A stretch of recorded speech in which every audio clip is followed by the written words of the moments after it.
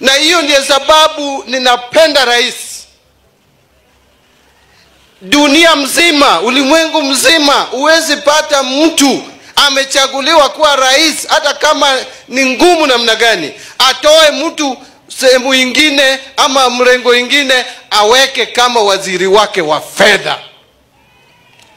Hiyo kitu ni mtu mmoja tu ndiye anaweza fanya nchi hii yote, dunia hii yote, na ni William Ruto. Hata ukienda London, hata ukienda Washington, hata ukienda Beijing, hakuna kiongozi anaweza chaguliwa na achukue mtu mwingine kutoka mrengo mwingine wa siasa, mtu ambaye hakukampeni na yeye, mtu ambaye hakumpigia kura, aweke kama waziri wake wa fedha. Unaweza pewa waziri yeyote lakini si ya fedha.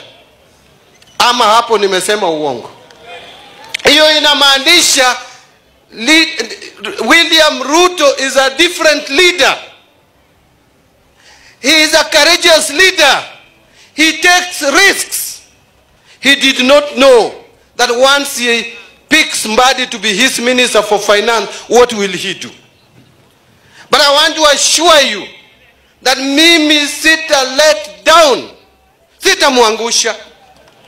Sitamwangusha. Nitachapa kazi na bidii yote na uwezo wangu wote na akili yangu yote nimeweka kwa hii kazi, ili tuone uchumi yetu imesonga mbele. Wakati Ruto alichaguliwa miaka 2 iliyopita, alipata uchumi ya Kenya ilikuwa mbaya zaidi. Unachaguliwa na deficit ya nchi ni 1 trillion. Unachaguliwa na deni hata hujui utalipa namna gani. Nikisikia watu wengine wanasema ati ameshindwa kazi, serikali imeshindwa kazi.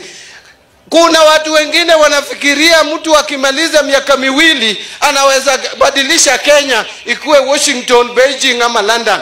Hiyo haiwezekani. Lazima tuanze mahali na tusonge mbele.